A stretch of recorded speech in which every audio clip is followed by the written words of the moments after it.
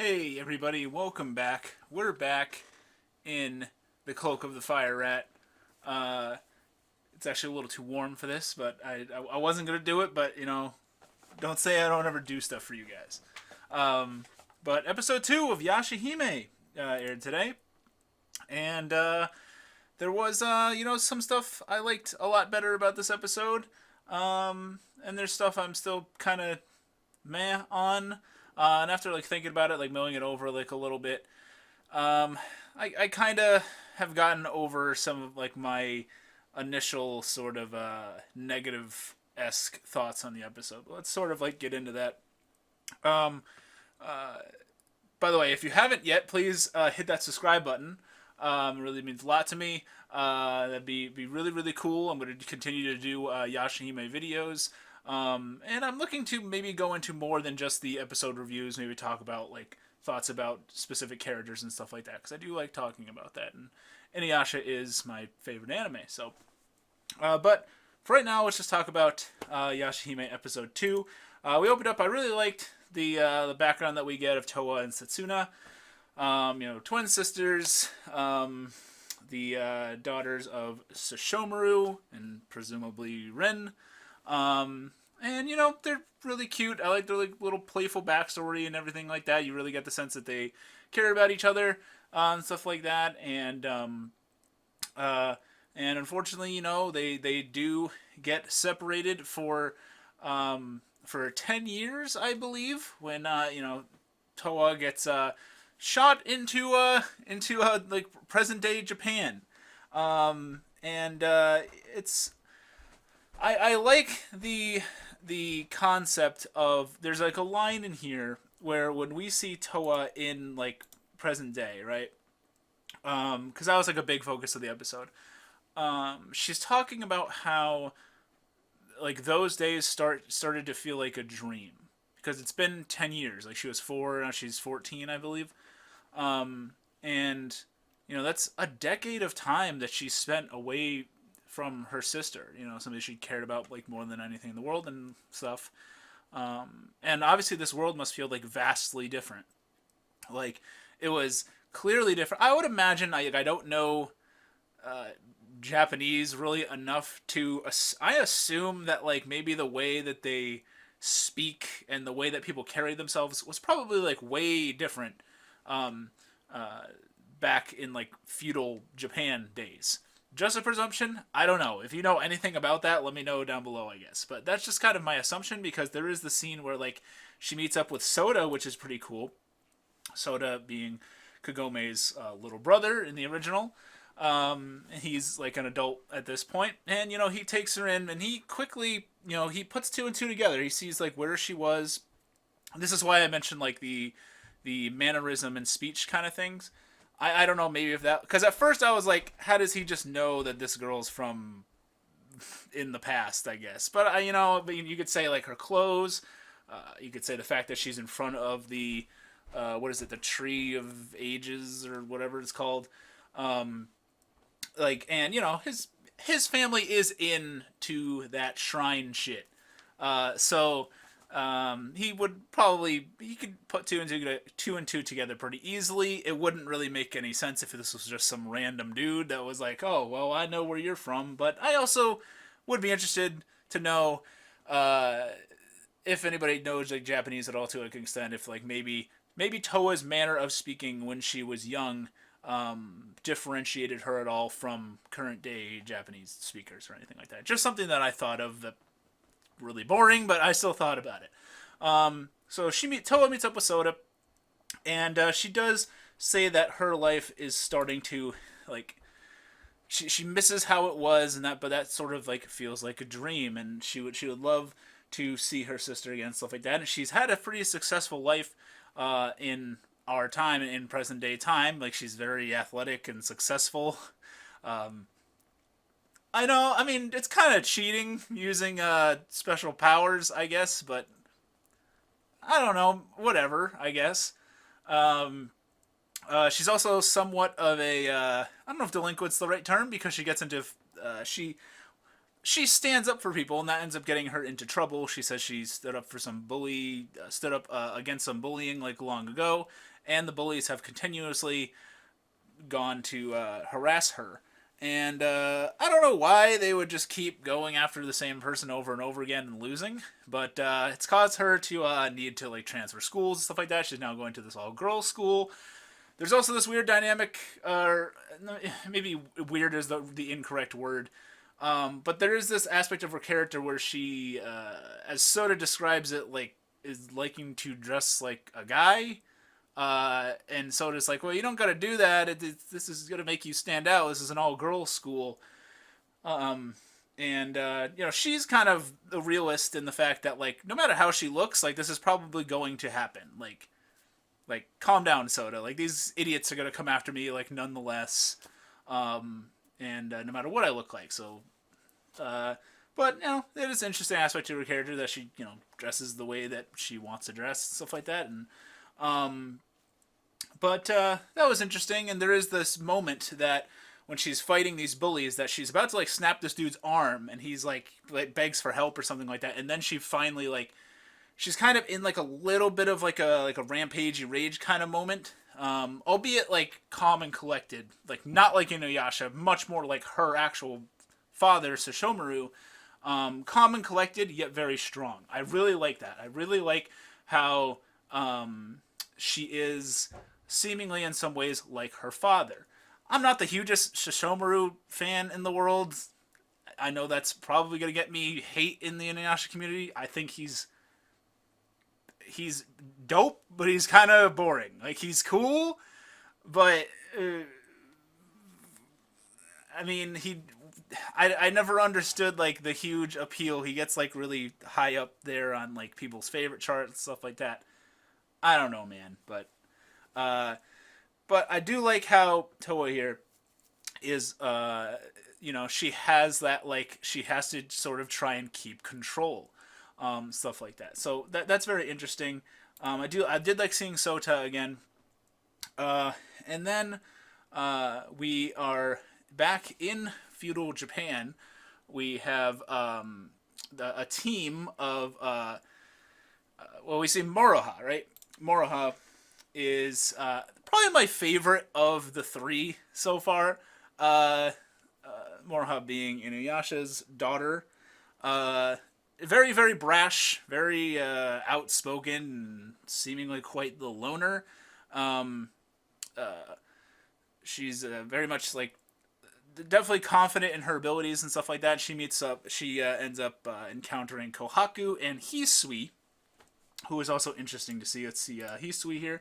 Hisui, son of best girl, and Moroku. It's interesting that in episode 1 we saw him as like a really like a crybaby, like literally as a baby, and now he's this kind of like badass Kilala riding demon slayer, using the Haraikots, which is cool. But Moroha encounters them. They're talking about like there's something that's been like attacking the village or something like that, and Moroha is like kind of like jovial about it, but still like engaging them in combat. Seems like she's pretty quick. Has a very short fuse. She says she has this like red rouge stuff that she says if she uses it, then she like I forget her actual term. Calls it Beniyasha or something. Basically, I don't know. We don't get to see it, but she's like, if I do this, some shit's gonna happen. That was interesting. And then they fight this lady centipede-esque thing. It's like Madame Three Eyes or something. Which, okay, I'll get to the point that like sort of like kind of annoyed me about this. Is that there's so many like callbacks to the original series that it kind of gets like it's almost like a little like too much. I was thinking that for a moment. But then the end of the episode happened, and it kind of just like similarly to episode 1, the nostalgia feel hits you, and I'm kind of okay with it. It's been a while, and it's like I don't know. maybe it's kind of cool to know that like this is definitely a reference to like Lady Centipede or Madam Centipede, whatever the hell her name was, from the beginning. And then they're fighting like by the tree and stuff like that. Instead of like the Shikon Jewel, there's these pearls. There's these like the rainbow pearls, and it seemed like each girl has one. Now they say rainbow pearl, so but there's also one that's like there's a gold, there's a silver, and I forget the other color. They call them rainbow, so I don't know if we're actually gonna have like all colors of the rainbow with this, but this seems to be like our new jewel, I guess, because this seems to be what demons want, and it's within the eyes of these girls, and apparently it's able to be drawn out by demonic influence and stuff like that. So this centipede lady, this three-eyed lady, is after them. She gets a hold of two of them, and they combat. I like the attack that we get to see from Moroha here. She uses this like, it's an interesting blend of like Inuyasha's personality with Kagome's skill asset, because she is an archer. She also has a sword, but like she shoots this arrow and it seemingly misses, and then it like rains down, like it swoops back and like rains down sealing arrows all over the demon, and that was really cool. I like that. I kind of like that, like that's sort of like the callback to our previous characters, but it's like progressive enough where it's not like annoying. Like I don't know, I'm a little annoyed by like another centipede demon. Whatever. I'm sort of like nitpicking. I still really like this episode. But yeah, so they, by the show, the centipede lady is able to absorb the other two rainbow pearls from Setsuna and Moroha. And it's interesting to see sort of the clash between Setsuna and Moroha as well, by the way. Definitely like completely different like personalities. Makes sense, given Sesshomaru and Inuyasha, their kids would probably have very different personalities. And then we come back to there's the whole bully arc is kind of weird in this thing, where like the bullies, they just get really fed up with losing to Toa, and they basically kidnap her family and hold them like ransom for what? I don't know. Just to beat her up, because I don't know if they were gonna kill her. I don't know if these like teenage boys were out to kill somebody, but they do. And Toa beats them up, and because she's Toa, she's pretty awesome. She kind of unfortunately has to show some of her power and stuff like that. Just her incredible agility and so forth. She beats them. She has to apologize to her. She has this little sister named Mei, who is Sota's biological daughter. And Mei's like, oh yeah, she's kind of like a whiny baby, a little annoying. But like Mei is like, oh, you promised you would stop fighting and stuff like that. And Toa kind of feels a little bad about that. She's trying to like sort of like improve herself in that regard, and doesn't like making Mei feel sad, obviously. And as they're making up, then back through the portal come this new centipede, some three eyes, and Toa goes to cut her with the sword, and her sword just breaks off. And the three-eyed senses I believe Toa has the silver pearl. Correct me if I'm wrong. She senses the silver pearl, obviously in the area. We'll have to see where this goes, where this the whole like the back and forth of this time portal thing with the tree and everything, how that's going to go, because Setsuna and Toa have been separated for 10 years, and if a reunion would be really cool to see. I wish it was under like nicer circumstances or something like that, obviously, but that wouldn't make as exciting of a show. So I really like this episode a whole lot better. My major takeaway from this is that the animation got a lot nicer. Animation got a lot more smooth. I like the action sequences. I like the attacks, how they looked. I think a lot of different weapons were showcased. Like we got to see Hirai coats, we got to see different sword attacks, we got to see arrow attacks, we got to see pretty much like one attack from like each character, pretty much. And I liked it. Nobody's like face looked too like weird like they did in episode one. I don't know. I liked it a lot. I like the relationships that we set between Sota and Toa and Toa and her sister Setsuna and everything. Still want to get like fed that information on what's going on with Kagome, Inuyasha, Susomaru, and the like. Yeah, it was cool to see like Kohaku and stuff again. And then like I gotta say, while I was bothered initially, I am okay with the hammering of nostalgia that's going on here, because I kind of think that might be something that sort of like goes away by episode 5 or something like that. And if it's still there, I think I'll probably be annoyed by it. But overall, I like this show. I am going to continue watching it. It is what I wanted out of an Inuyasha sequel. It's really cool.